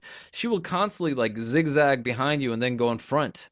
And not to, that's obviously going into a lot of detail there, but it was moments like that kind of underscored the fact that I was actually having a much more interesting experience with Elizabeth as a kind of an AI character on my second playthrough, where I just kind of ran through it because I'd already been experiencing it. But on my first playthrough, where I kind of took it very slow, I constantly could see through the cracks of her character, and that kind of diminished that emotional value through the tone breaking, through the kind of character breaking that happened at certain times for me.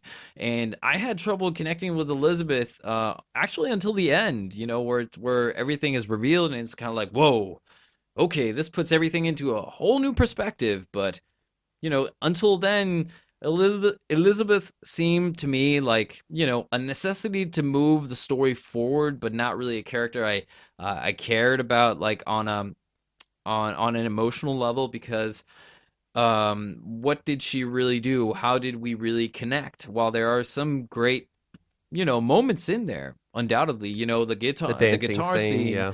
Oh, the guitar the scene, yeah. dancing scene as well. There's a lot of story building moments there. There's a lot of relationship building, but in the end, very little conversation actually takes place on the road. So it's very hard for me to kind of have a consistent internal image of Elizabeth and kind of hold that true to what I'm experiencing in the game personally. Yeah, to your point, Ian, I remember watching a month or two before Bioshock came out, an interview with Ken Levine, or he did a gameplay demo of the beach, where like once you first rescued Elizabeth, you wake up on this beach, and you have to when you meet back up with her, and you sort of get a feel of Elizabeth following you around, and he explained that the beach was designed to sort of like as you're exploring the beach that you'd get used to the fact that Elizabeth goes and does her own thing while she's following you. And the beach has a lot of really good examples of that. Like if you walk towards one end of the beach, she'll pick up rocks and skip them. And there's a lot of really interesting interactions she has, like with various parts of that little piece of the level. But Hmm. that doesn't carry through like at all. Pretty much It's the very rest of the game. situational, yeah. The rest of the game, if you leave her to her own devices, she just ends up like leaning on a wall or putting her hand above her eyes, looking off into the distance, or instead of off into the distance, like staring at a wall, which I've seen a few times. But I connected with her quite a bit. I would have liked more back and forth between her and Booker. Like I thought, like just the random sort of banter back and forth between those two was some of the better character dialogue in the game. And it was really sad when I went back and watched the infamous E3 2011 gameplay demo, the one with the horse scene. In that video, there was so much more interaction between Booker and Liz, even in and out of combat. And I realize, that some of that is played up and added in just to make the demo more impressive. But I think it was a bit more of a missed opportunity because for the vast majority of the game, Elizabeth is your partner in crime, and she should have been on equal footing with Booker. But in execution, she kind of fades into the background a lot more than I would have liked. There were brilliant moments like that overwhelmingly heartwarming scene where they do the song together in Shantytown. So there were some bits and pieces here and there that were really good, but she should have felt more like a second main character than a sidekick, which is what she kind of turned out feeling like until the very end of the game, where she plays a much bigger role. Yeah, and I think you touch on something that I also sort of kind of hinted at least, and that was the whole thing that Liz, while she, has a lot of great story moments, right? When you're taken into these, very, very short cutscenes, and she kind of talks to Booker, and they have a dialogue, and something is happening, and you feel very much in the world, and that Liz is a very real character in those small pocket moments. Now, if we kind of extend that to the world of Columbia, I'm wondering, because we've been talking a lot about BioShock in general, not just BioShock Infinite, alluding to, previous titles here. And I was wondering, from Rapture to Columbia, right? We find ourselves in strange and wonderful cities. But does the change from a dead city to a living one seem believable? Because for the first 30 minutes, I was really engrossed in it from like my first playthrough, and I was like, this is really a stunning setting. And probably until I, came out came out from the Welcome Center, I guess it's called, something like that, and kind of saw that this is Colombia, this is its paved roads, this is its buildings. I was really buying it because I was just, moving along. These are kind of people who are dedicated to this kind of cuckoo faith, but you know that they can have that. um, and as soon as I got out there, as I kind of alluded to previously, I was playing very slowly, and as such, I noticed increasingly as I kind of moved through the world that these are neat characters, but they're pretty cardboard cutouts. They mutter a few lines and that's it. And while that's completely fine, it kind of destroys the whole this is a living city when you only have kind of a two when you have two characters that look at each other or talking about something very passionately, and they only do so for two or three lines, and then then everything stops. Like that whole illusion kind of breaks away because, as we've kind of talked about before, the game wants you to kind of look around. The game wants you to explore. The game wants you to find voxophones. The game wants you to be Booker the garbage man who finds pineapples and cigarettes and RPG ammo in trash cans. And while one could certainly make a point and say, well, you don't have to play that way, but the game kind of encourages you to do so through its upgrade mechanics and all the other stuff that we've been talking about. So it's just, that's kind of my take, what I came through, had experienced. So did you guys find those characters believable? I mean, when you weren't constantly in combat. Yeah, on the surface, Columbia does seem like it's much more alive than Rapture. When you get to Rapture, the party's over. Jack just sort of goes through and kind of picks up the pieces. Whereas when Booker first arrives in Columbia, the town is just going about his day-to-day, and then shit hits the fan sort of throughout the game, and he's sort of the cause of a lot of it. And they do a very good job with sort of window dressing, making the game look inhabited and making it look like there's all these NPCs around and all these members of Columbia's community. But the problem is that it's way too easy to peek behind the curtain. If after any exploration or backtracking quickly reveals that after all the initial triggers, the NPCs have like nothing else to say or do. And yeah, it's really badly immersion breaking when, you come across a couple of characters talking about something important or having this very believable conversation, and then after they're done, saying what they have to say, they just stop and just stand there. Which it's really a shame because Columbia is very beautiful and very interesting, sort of if you play it a certain way. I mean, if you run through the game from point A to point B, it holds up really well, and when you catch it, like if you don't take the time to poke around, you catch it, and it does seem very believable and like a very, living city. But it's like you've said, the game rewards you for exploring, whereas the game itself is built upon you sort of just running through, triggering all these events, and not staying to see them finish. Because once they finish, there's nothing that's going to happen. Nothing else, yeah. Yeah, I think it's just a little bit too situational, like the part that Kevin brought up before with Elizabeth and the beach. I think just a fair bit more consistency was what really was needed here. Obviously, you go into parts of the city which are less inhabited, and that's okay to have less people there. The fair, I think, was obviously it was quite good on the outside, but like you say, on the inside, it doesn't hold up so much. And sort of when you go into these sort of human moments with like the I don't remember where this is, but there you open a tear to bring some apples for some homeless people. That sort of thing. It's cool, but I think it's the consistency that's the problem. At times it's good, and then at times it isn't. So I think the consistency of the people in the world and being inhabited was really the problem. That's really the bit that sort of broke my immersion, is every time I walked into this part isn't inhabited. And the sort of, I would have thought it would be inhabited, and that sort of just took it out like that. Obviously, if you see something that out of place, it tends to break immersion, and that's with a game with the type of narrative that Bioshock Infinite does. You want to try and avoid that where possible. And I think a fair bit of work could have been put in to limit that. And as it stands, it's sort of a little mark about the game that is just a bit of a shame, really.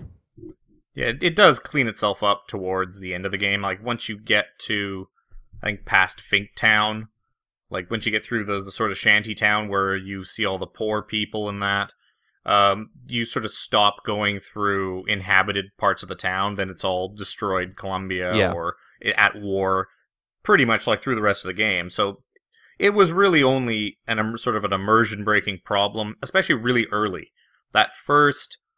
Especially, like Ian mentioned, once you get out of the sort of welcome center, the first thing you do is you're brought to sort of like this main street kind of area where you see lots of people. There's like a woman and her child like talking in the park.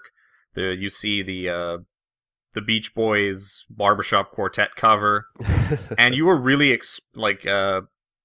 they really insinuate that you should be going around and exploring this and seeing what. Like, that's your first real look at what Columbia is, and you want to explore that. You want to sort of poke around every corner. You want to see, everything in that little area, and once these people have sort of said their little diatribe to each other, they just stand there with blank looks on their faces, and it seems like an easy thing to have fixed, like maybe just add a couple more lines of dialogue, or have some kind of idle thing that comes in, maybe have... If you stand there Like waiting they for them go to over keep... and start cleaning something or something, yeah. Or they, just look at something else, or they ask you why you're still standing there, like, looking at them. It's something that a lot of other games have managed to get around that seems like... It's like, okay, Bioshock is this AAA, amazingly, detailed title. This seems like a problem we had back in, like, 2008, and games since then have fixed that. So why, couldn't they have found a way to fix it? It's a good question why it doesn't end. And we've been hearing a lot of stuff, different stuff about BioShock ever since BioShock Infinite, rather, since it was announced. And it's a game that's been in production for what, 4.5, 5 years soon. Yeah, 4.5, about 5 years, I think. And as such, just like Mitch mentioned earlier, it's a game that's gone through a lot of iterations, and as such, at times it really does seem like it's a little bit all over the place, and I feel that's at least reflected in its world, because sometimes you come across these scenes that are very powerful. It gives you a glimpse into the city and kind of people's everyday habits, but on the other hand, when you try to interact with them, or at least, try to peek in on them, and I remember a very specific scene in Shantytown, right? After everything's gone to hell and you've gone through these, dimensional leaps, it's and there's apparently some sort of food rationing going on amongst the poor, or at least some kind of service there, and you can kind of go close or near them and kind of like peek over, and if you go too close, or even if you're relatively, a good distance away from the people that seem to be guarding, the food, if they'll say, "Oh, like stay back," and to be fair, you do have a gun, I believe, so staying back is understandable, but there's a whole idea about a guarded fence there that is. You have your story and you have your gameplay, but you don't have anything in between. Yeah, it's just to speak of that little thing. I remember that part, and that, like, while it's a really sort of powerful message and a neat little thing they've added in, it kind of broke the immersion on that for me. Whereas they want you to stay back because they're the ones doling out the food to the poor, but right, very visibly, like sitting on the table behind them is one of those like upgrade vigors to like permanently increase your health in that. So the game very obviously wants you to like just barge in there and take it. So that Yeah, kind of ruined that little bit of a scene for me. yeah, that's understandable. Once again, it's this whole interesting dichotomy the game poses about its messaging that ultimately becomes less emotionally impacting, because the systems don't really work in tandem. They don't really underline or underscore the same message, or at least, in the way that it wants you to think about what's being presented here seems not always to be in line with what the game wants you to do, which ultimately, like the whole fusion thing, infusion thing, I chose not to do that, but I came fairly close the first time around to check. I was kind of like seeing, oh, maybe I can go around here. But what actually happened, was they took that as a sign of aggression, and I hadn't really done anything, and I was like, well, okay, that's kind of rude, it it didn't really respond to my character, and it's just, it's kind of like saying two things at once, but having nothing to say about it. It's kind of like, do you take anything from these people? Well, as it later turns out, it doesn't really matter, so you could basically play through it and be, the world's meanest asshole, but things will still be the same, right? Yeah. So once again, I feel like the game has a lot of conflicting messages and mechanics, and I feel that also kind of flows into its world building mechanisms. But I think, unless we have anything more to say about that, we move on. Go for it. Yeah, I think we should, before we drag the show on too long. We should probably get to it's a the big ending game. and the. It's a big game, and it poses a lot of big questions, and does so in some interesting ways. But actually, let's talk about exactly that. Bioshock Infinite, in a similar vein, to its predecessor, offers a meta narrative on subjects like, immersion and fixed narrative, like when they're talking about the constants and variables, right?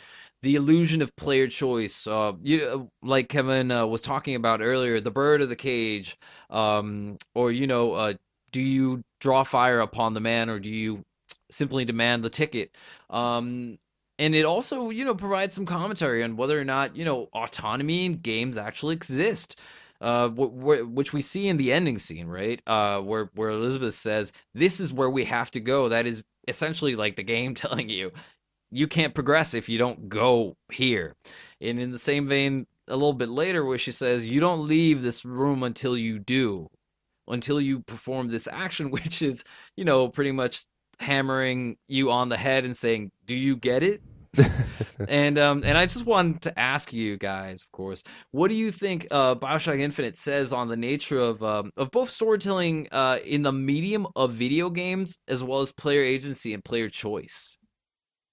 Well, I do like the little nod that there's a couple of things towards the end where the game sort of references itself, and references sort of the way that story is laid out in a video game, that like you do these things because you have to, like to progress through the game, you have to do these things, play through these things, and then they lay that out as your character you're controlling. These are choices that, sort of are made for him, and they kind of tie that together pretty well. One scene is like the one you mentioned, where in the ending, Elizabeth reminds you that what she's told you to do, and give the child to the Lutece, that the game, it does not progress until you do that. And the Luteces bring that up, actually referring to the coin flip, where, like I was mentioning before, where, that's something they expand upon more in the ending, that you're not the first booker to try this, and you're not, like, there's been hundreds and hundreds of versions of Booker that they have tried to sort of get through the game, and you're the one that sort of made the choices that enabled him to get all the way to the end, which is why the coin flip was always heads. And when you see the Luteces walk away, you see that it's been heads like 200 times 120, in a row. 122, I believe the number was. Yeah. Did you actually count it? Yes, I did. Plus, it's on the internet everywhere, anyways. Oh, okay. But I had a lot of time. I think it's an interesting little comment on sort of narrative in games, and how that drives like the actions of the player, and that how that directly coincides with the actions of their avatar in the game. I'm gonna be honest. When I was playing the game, I didn't really notice any of like the sort of meta narrative stuff. But to go on to Ian's other point, Bioshock has a very uh, strong stance on cutscenes, that sort of stuff. Obviously, it's a very deliberate way of keeping you inside the world at all times and not taking control away from the player and that sort of stuff. With Ken's come out and says that he's a serial cutscene skipper and that sort of stuff. But I think it's interesting how I don't think the narrative itself sort of transcends the industry per se. I think the little bits of like the commentary are nice little touches, but they don't really say a whole lot, if that makes any sense. I thought overall it wasn't too hitting you over the head with it, but yeah. Yeah, I definitely agree there to a point. I definitely think that it had some things to say about how the structure of video games often tend to be. Although I think it may be a bit of a fallacy to say that, this would be um the nature of all video games, because you often see other video games kind of try to veer away from having a linear path and looking at more at expanding what the player can do. But of course, the point here being, that it's a fixed path, essentially. It's opportunities, right? But at the same time, I feel it's a bit of a fallacy because, I could, in essence, I could do everything I wanted to, right? I could run out in the street butt naked right now, but I don't. But that doesn't mean I Why don't not? have the opportunity, It's right? way too cold. Amongst other things, right? But I definitely think it's a bit of a fallacy saying, that your choices don't matter, because ultimately they do, because but as the game also says, they only matter to you, right? Unfortunately, which funnily enough, weakens the narrative if you, for me at least, when I chose to get stabbed, when I ended up getting stabbed. I did not choose to get stabbed. Let's make that distinction.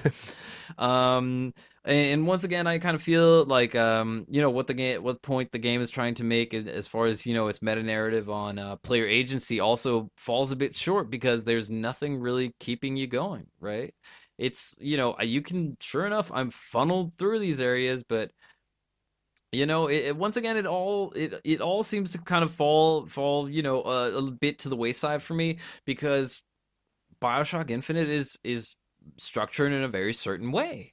It's designed in a very certain way. And as such, it feels more like a commentary on its own game than video games in essence. And unfortunately, I don't think its own commentary is all that flattering in kind of hindsight of what the game tried to do. And that's kind of where I was left when I consider what the game was saying. Because while you have a very, very human interaction within the story sense, you have a very, very, very, very kind of cold and unfeeling gameplay, right? I feel like it's very, and once again, like the whole numbers and how much health does my enemy have, once again, just underscores the fact that, they're not really people. They're just, hit boxes for you to shoot. And once again, when you couple all these things together, it kind of feels to me like a bit of a mishmash of different ideas and different thoughts on video games as such. Of course, not everything in Bioshock Infinite is a meta narrative, but I do feel that a bit of what Bioshock Infinite tries to say about video games rings a bit false and maybe a bit too narrow. I certainly agree with some of what it says on the nature of first-person shooters, or maybe to a bit of a larger extent, even the first-person genre of games. But at the same time, it also seems like a bit of an indictment of its own game. I've seen a lot. I've read quite a bit about sort of the some of these other ideas of on stuff like that, like Bioshock's commentary on games and sort of the and that type of structure. But it's not something that was really that prevalent to me when I went through the game. It's something I've sort of seen and can agree with after the fact, but it isn't something that stuck out to me at the time. For the most part, we've criticized the game a lot, and there are a lot of things you can nitpick about the game, but I did enjoy it, and I did have a good time playing it throughout, and I think it did a good job with its narrative and sort of the directions it headed in, especially towards the end. Sort of commentary aside, I think they managed to end the game strong, which is something a lot of games in our industry have a tendency to fail on lately. Oh yeah. Like Tomb Raider, we talked about that on the show a couple of shows ago, and that was an example of a game where the ending is so abrupt and so all it's there to do is really set up Laura's next adventure, and I really missed the days back, like Final Fantasy VI is a good example where the ending is like 30-40 minutes long. Like I miss those long endings in games, and this game was about the same thing. It had a very long ending that had a lot to say about its narrative and had some pretty big reveals in it. And that's something I really appreciated going back to, is that sort of reward for you got through the game, this is here's your reward story-wise for reaching the end of the narrative. Whereas most games nowadays, the credits 3 times longer than your ending is. Yeah, I think it's obviously bad endings are a product of sequels and always trying to keep enough there that they can expand upon it onto another game. And I think obviously Bioshock being not a sequel and being a standalone cohesive product, using the word cohesive maybe a little bit too loosely here, but I think I agree. It's very good to see a game that has a good ending, because last year we just had all these games that Mass Effect 3, Assassin's Creed 3, Halo 4, all these big AAA games have really, really unsatisfying endings. And one of the most important things that I think Bioshock Infinite does is, if you look around the internet, everyone is talking about Bioshock Infinite. It's one of those games that's been very polarizing, and it's opened up a discussion about these kinds of issues as well. So I think, more so than anything, I think Bioshock Infinite can be used as a launching point for some good discussion. And I think that's my main takeaway. Obviously, I didn't enjoy the combat very much. I think the story, whilst it's not the most revolutionary thing in the world, because multiverse theory is something and quantum theory is something that's out there, and it's not something that's completely revolutionary like, say, the Would You Kindly twist of Bioshock 1.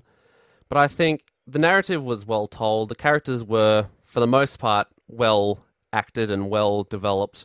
I think there's a lot of plot holes which were sort of plugged in. It's quite a cohesive product. Obviously, we talked about some of the cracks and that sort of stuff. I don't really mean that, but one solitary product which stands on its own 2 legs. And I think that's really rare in these days, when companies want to milk and milk and milk and milk, and they leave things unexplained to explain the next game and then that sort of stuff. So I think Bioshock Infinite, it's a good game. I don't think it's as good as people say it is in the 10s out of 10s, that sort of stuff, because they just seem to be glancing over some pretty big problems and inconsistencies and flaws and that sort of stuff.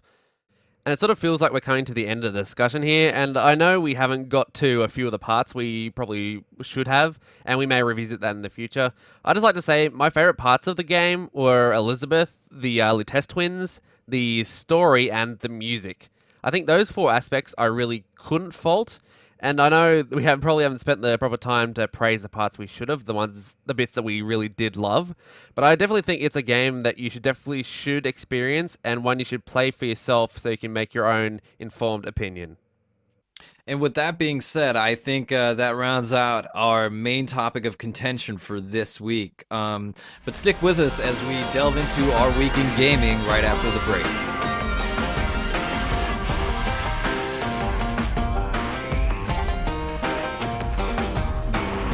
Welcome back to Our Week in Gaming. This is basically a short little end segment where we talk about what we've been playing for the last week. Now, Bioshock.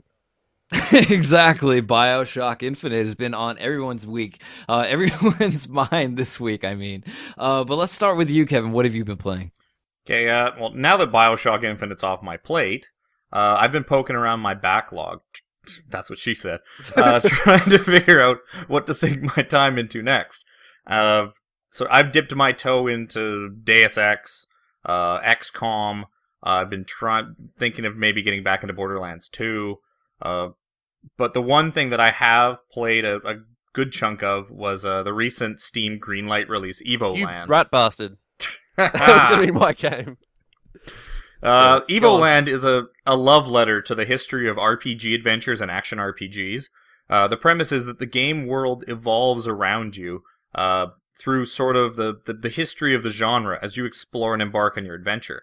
You play as Clink, although you can change your, which is a very obvious combination of Cloud and Link, although you can change your name once you unlock the ability to change his name. I ended up calling him Stan, because his sprite reminded me of the main character Stan from Tales of Destiny. And Fair enough. the game starts out in like a monochrome, single screen, very reminiscent to the original Game Boy. And then as you collect chests, the game evolves by expanding your controls, upgrading your graphics through 8-bit, 16-bit, all the way to eventually like 3D and sort of almost high definition type graphics.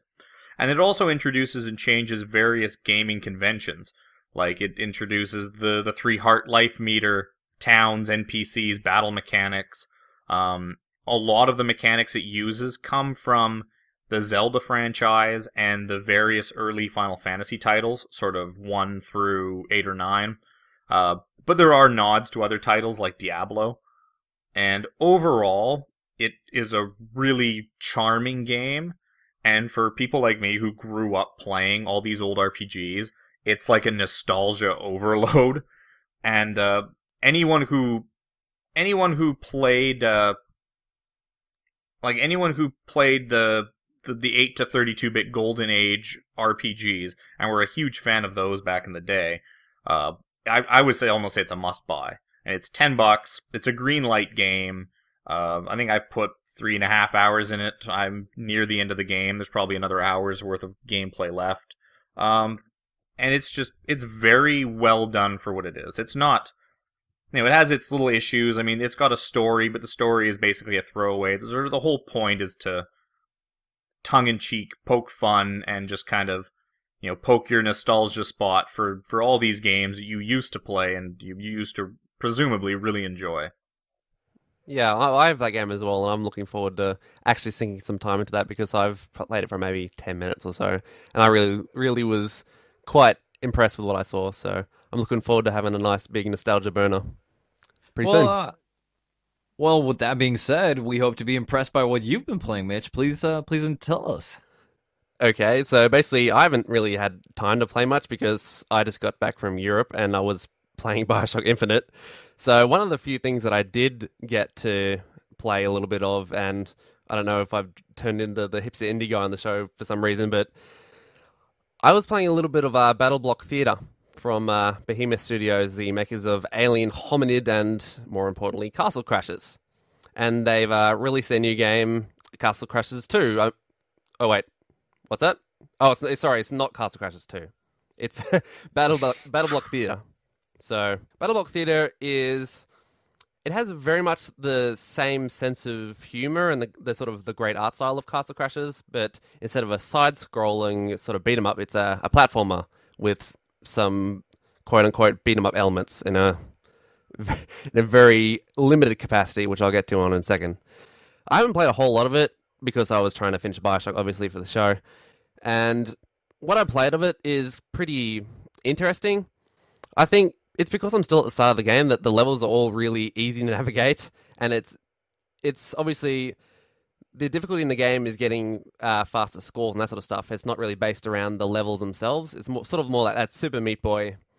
I got to try and get that A plus, or that, I can't remember what it was now, that A time score. You got to find all these gems and all these items, and they can help you customize your avatar. obviously you're not a set avatar like in Castle Crashers. You can switch heads and switch bodies and that sort of stuff. And you use those gems in a sort of random booster pack way to get different items. I think there's over 100 levels in the game, and there's also co-op. And I just hope the game presents more of a challenge going forward, sort of into the later levels. And I also think the combat is really, really bad, because basically it's a one-button punch, or if you hold down and do it, you do an uppercut, and it's really, really flimsy. So I don't know if that gets expanded upon later on, you learn new abilities or anything like that. But I can't say I'm totally in love with the game. I think some of the mechanics are kind of, yeah. But I think if you're looking for a co-op game, because it's local and online co-op, I think it's something you could take a look at and maybe just download the demo to see if it's something you might be interested in. So I'll be trying to play through that and see if it's any good, essentially. Awesome, and hopefully you'll come back and tell us what your end experience was of that. And with that being said, let me kind of round out the show here by giving my own thoughts of what I've been playing this week. Of course, the much talked about Bioshock Infinite, for which we've critiqued a lot and loved and kind of tried to love its storytelling and what it does. But other than that, I've actually been once again going back to the land of the Wild Western, the Red Dead of New Austin, Texas, and I've been having a blast playing that and kind of noticing all the world building aspects that Rockstar got right. And while going through the game at a much slower and granular pace, one notices what works and what doesn't at a much it all becomes much clearer, in the same vein that I was talking about Bioshock Infinite, where you get to see the little cracks through the seams. But what's always impressive to me when I kind of go back to Red Dead Redemption is how well it holds up through its mechanics, through its decisions, and through its what it does as far as immersion and the abilities it gives to you. And I'm a big immersion guy, and I'm a big nitpicky guy, so that goes Really? hand in hand. But one thing I thought I would try was turning off the map, which you can do in Red Dead Redemption. You can. That's why I played. And it is absolutely confusing. Really? I didn't find it too bad. I found it very, very confusing, and as such, I just said, maybe I've grown too dependent on it, but I was just like, I gotta have the map. I gotta have that map, because otherwise, I felt like I had trouble kind of finding out what I needed to do or where I needed to go. But that's a crutch for me. I need my map. But other than that, I've been having a really good time with that, exploring that game again, and I was so lucky, to get the Undead Nightmare pack, the DLC, at a discounted price. So I will actually be delving into that, because I had not previously looked into that, because zombies and Wild Westerns is not something the perfect the video match game industry needs any more of. Now, with that being said, that is pretty much my week in gaming, and as well as Mitch's week in gaming, as well as Kevin's week in gaming. And with that, I think we're actually at the tail end of our show, and it's time to say goodbye to our listeners. Goodbye, all. Would you kindly tune in next week? That cliche. And remember, everyone, a man chooses, a slave obeys. And with that being said, this was a critical mission, and we are over and out. Hey, Mitch, I found some coins for you. Hey, Booker, do you need a coin? Booker, salts. Booker, ammo. Let me pull in this tear. Oh, God. Oh, God. Hey, can you unlock this lock for me? Yeah, sure, no problem.